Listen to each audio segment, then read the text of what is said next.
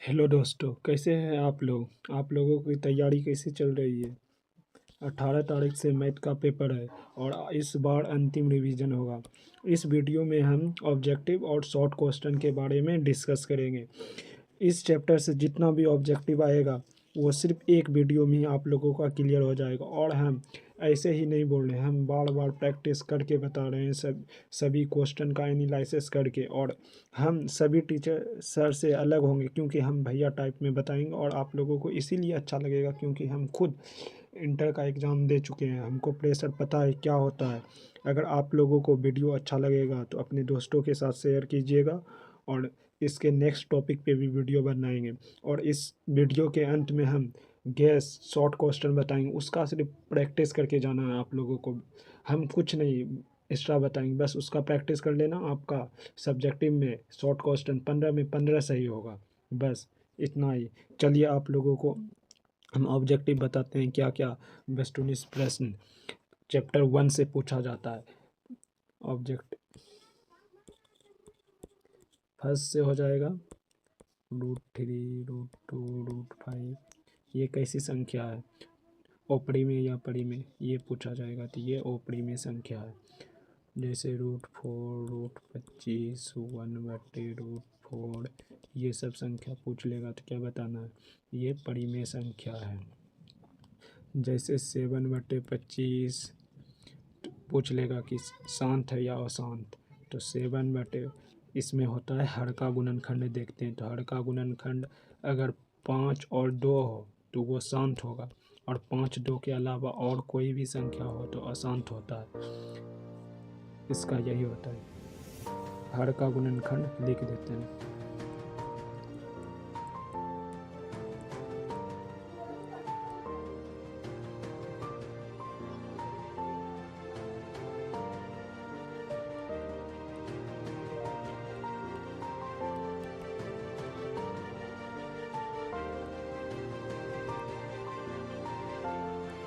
पूछ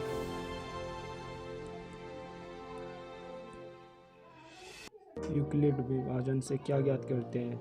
HCF ज्ञात करते हैं, मतलब महत्तम समावर्तक कहते हैं। अगर दो क्रमागत संख्या का महत्तम समावर्तक पूछेगा, HCF पूछेगा तो 1 होता है। अगर दो सम संख्या का HCF पूछेगा तो क्या होगा? 2 होगा। दो सम संख्या का महत्तम समावर्तक पूछेगा तो 2 होगा। अगर दो आवाज संख्या का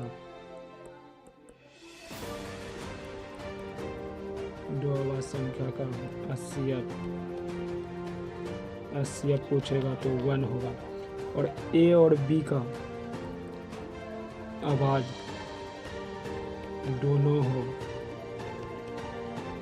दोनों का LCM हो तो क्रॉस, दोनों का गुना कर देंगे। दोनों को गुना करने, ए बी आवाज संख्या दोनों का LCM पूछे तो दोनों को गुना कर देना। अगर दो परिमेय संख्या का HCF पूछे, दो परिमेय संख्या का HCF पूछे तो ये इन्फिनेटिव हो जाता है। दो परिमेय संख्या का HCF पूछे तो ये इन्फिनेटिव हो जाता है। और ये सब जो आप लोगों को हम बता रहे हैं ये सब ऑब्जेक्टिव में पूछेगा, पक्का गारंटी है 100%। मान लीजिए कि ये बोर्ड में छप गया, 18 फरवरी को जो मैथ का एग्ज़ाम होगा उसमें छप गया। चलिए नेक्स्ट देखते हैं।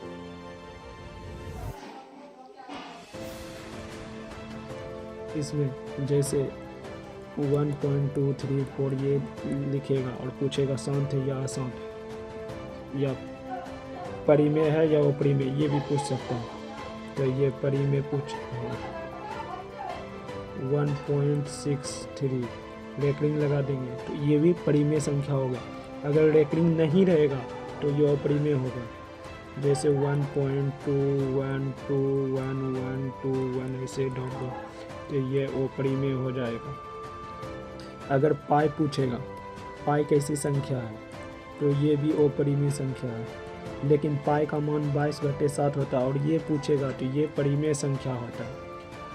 परिमेय संख्या और अपरिमेय संख्या का योग क्या होता है? अपरिमेय होता है। परिमेय और अपरिमेय संख्या का घटा क्या होता है? अपरिमेय होता है। परिमेय और ए परिमेय का क्या होता है, ओ परिमेय होता है। और परिमेय बटे ओ परिमेय लिखेंगे तो इसका रेशियो क्या होगा, ओ परिमेय होगा। ये सब क्वेश्चन ऑब्जेक्टिव में पूछा जाएगा आप लोगों को, और ये सब आसानी से अगर आप लोग एक दफ़ा वीडियो देख लेंगे और समझ जाइएगा तो आराम से बोर्ड में बना के आइएगा, और कोई बड़ी बात नहीं है बनाना। और ये देखिए एक फार्मूला होता है ए गुना बी बराबर एचसीएफ गुना एलसीएम, इसमें भी ऑब्जेक्टिव क्वेश्चन पक्का आएगा। आप लोगों को और एक चीज़ और बता देते हैं, पूछा जाएगा 15 जैसे कुछ दे देगा 20/25, इसको सरल करने बोलेगा। सरल करने बोलेगा तो बस काट देना है, 5 से काटेंगे 4 बार में, 5 से काटेंगे 5 बार में, तो 4/5 हो जाएगा। अगर 0.9 लिख दिया और इसे बोलेगा क्या होगा, तो ये 10 उड़ जाएगा और 0.09/10 हो जाएगा। अगर 0.9 और 9 पे रेकरिंग दे देगा तो ये हो जाएगा 9/9 और कट के 1 हो जाएगा। और कुछ बता देते हैं कि ना, 0.21 और 1 पे रेकरिंग हो गया सिर्फ, तो 21 में से जिस पे रेकरिंग नहीं रहेगा उसको घटा देंगे, और जिस पे रेकरिंग रहेगा उसके बदला 1 9, और जिस पे रेकरिंग नहीं रहेगा उसके बदला 0। तो 21 में से 2 गया 19 हो जाएगा, ये 90, इसका ये आंसर हो जाएगा। और इसका ये हो जाएगा 0.23 जैसे लिख, दोनों पे रेकरिंग दे देंगे तो 23 बटे जितना अंक होगा और जितना पे रेकरिंग रहेगा 99 हो जाएगा। बस इतना करके जाना है आप लोगों को, आराम से जाएगा। और चैप्टर में जैसे पूछ लेगा 60 का आवाज गुणनखंड पूछेगा, तो इसका आवाज गुणन करने से 2 गुना 3 2 तिया 6 और 2 पंचे 10, 60 टूट जाएगा, यही आवाज खंड हो गया। इसको 2 को 2 आ गया तो 2 पे स्क्वायर दे देंगे, 3 पे पावर 1, 5 पे पावर 1 हो गया। अगर 5, 10, 15 और 30 का एचसीएफ और एलसीएम पूछे तो इसका एचसीएफ 5 हो जाएगा, एलसीएम 30 हो जाएगा। और इसका अगर रेशियो पूछ लेगा, तो 30/5 करेंगे तो 6:1 हो जाएगा। ये सब आप लोगों को ऑब्जेक्टिव में पूछा जाएगा, और ये इतना आसानी से आपको लिख के दे रहे हैं, इतना आसान नहीं होता, इसको बनाने में बहुत टाइम लगा है हमको। और ये जब तक वही कर सकता है जिसके पास एक्सपीरियंस है, जो बोर्ड पेपर का एनालिसिस किए, जो खुद से पेपर देखा है, कैसा हार्ड आता है, लो आता है, मॉडरेट आता है। हम और बड़े टीचर में यही अंतर कि हमको पता है बोर्ड में बैठने के बाद क्या फील होता है। बोर्ड के मतलब एग्ज़ाम हॉल में घुसने के पहले बहुत टेंशन होता है, लेकिन एग्ज़ाम हॉल में घुस जाओ और ये सब क्वेश्चन पहले से एक बार सिर्फ प्रैक्टिस करके जाओ, इतना मज़ा आता है ना पेपर देने में, बोलने का बात ही नहीं। और आप लोगों को अब शॉर्ट क्वेश्चन के लिए 2 इस चैप्टर का जो सब्जेक्टिव के लिए होता है वो बता दे रहे हैं, उसके बाद आप लोग घर दौड़ जाइएगा। एक होता है यूक्लिड विभाजन का फॉर्मूला,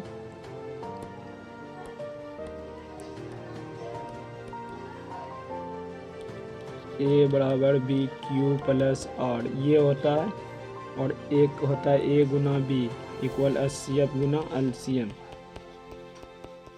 बस इतना करके जाओ, आप लोगों का टेंशन मुक्त है ऑब्जेक्टिव में, और कुछ इस चैप्टर से करना ही नहीं, मान के रखिए। बस इस चैप्टर से आपको अगर 15 नंबर समेटना है, बस इतना करके जाओ। आप लोगों को इस चैप्टर का गैस सब्जेक्टिव क्वेश्चन भी दे रहे हैं, जो 2 नंबर वाले में 15 जो शॉर्ट क्वेश्चन बनाना है उसमें गारंटी है कि 3 वो क्वेश्चन आएगा। और आप लोगों को अब वो क्वेश्चन दिखा रहे हैं, स्क्रीनशॉट आप लोग ले लीजिएगा। पहला क्वेश्चन ये है, यूक्लिड विभाजन एल्गोरिथम का प्रयोग करके इतना और इतना का क्या निकालने, एचसीएफ निकाले। सेकेंड क्वेश्चन, आवाज गुणनखंड विधि से इसका एचसीएफ और एलसीएम दोनों ज्ञात करें। थर्ड क्वेश्चन, रूट 2 वाला ओपरी में संख्या सिद्ध करे, प्रूव करने वाला। ये 3 क्वेश्चन का प्रैक्टिस कर लीजिए, बोर्ड में पक्का आपको देखने मिलेगा। अगर आपको लगा हो कि सर का कंटेंट अच्छा है तो हम और बना के आए दूसरे चैप्टर पे, जैसे बहुपद के फुल अंतिम रिवीजन पे, इसका वस्तुनिष्ठ प्रश्न सेम इसी टाइप पे हम अपलोड कर देंगे। लेकिन आप लोगों का सपोर्ट चाहिए और कुछ नहीं। बड़े बड़े टीचरों से हमको कंपेयर मत कीजिएगा, हम छोटे से भैया रूप में आप लोगों को पढ़ाने आए हैं। बस कुछ जो जानते हैं उसको, अगर कुछ गलती भी हो जाए तो उसके लिए पहले सॉरी बोल देता हूँ। और देख लिए कंटेंट बहुत ज़्यादा हम बना चुके हैं, लेकिन आप लोगों का अगर इस वीडियो पे सपोर्ट रहा, लाइक रहा और लगा कि नहीं दोस्तों को ज़रूरत है मेरा, तो हम ज़रूर आप लोगों के लिए सभी चैप्टर के लिए सेम वीडियो अपलोड करूँगा, जिसको सिर्फ 10 मिनट या 15 मिनट में एक चैप्टर बता दूंगा और उसको करके जाना है। अगर 15 चैप्टर है तो मतलब कितना हो जाएगा, 60, 30, 90 मतलब 2 से 2.5 घंटा का होगा। उतना वीडियो अगर देख लिया या आधा 50% में देख लिया तो आपको 50 ऑब्जेक्टिव में 50 ऑब्जेक्टिव क्लियर है। सेम इसी टॉपिक से इसी तरीके से हम बताएंगे। अगर आप लोगों को वीडियो अच्छा लगा हो तो अपने दोस्तों के साथ शेयर कीजिएगा और कमेंट में लिखिएगा हाँ सर नेक्स्ट चैप्टर, क्योंकि अब तो टाइम बचा नहीं है। अगर आप अभी वीडियो अपलोड करते हैं और 10 मिनट के अंदर या 15 मिनट के अंदर शेयर और कमेंट देख लिए तो नेक्स्ट तुरंत वीडियो अपलोड कर दूँगा, क्योंकि 18 तारीख से मैथ का पेपर है। अब तो टाइम बचा नहीं, आज शिवरात्रि का दिन है। तो चलिए आप लोग खुश रहिए और अपने दोस्तों के साथ एंजॉयमेंट करते हुए पढ़ाई का भी ध्यान रखिएगा, क्योंकि अगर सिर्फ शिवरात्रि के चक्कर में रह गए तो आपका एग्ज़ाम ख़राब हो सकता है और एग्ज़ाम हॉल से निकलने के बाद माथा पे हाथ रख सकते हैं। इसीलिए आप लोग एग्ज़ाम का प्रिपरेशन करते हुए जो भी करना है कीजिए। तो ठीक, हम लोग इसी बात पे इस वीडियो का अंत करते हैं। नेक्स्ट वीडियो देखेंगे, आप लोगों का रिस्पांस जैसा रहता है वैसा काम करेंगे।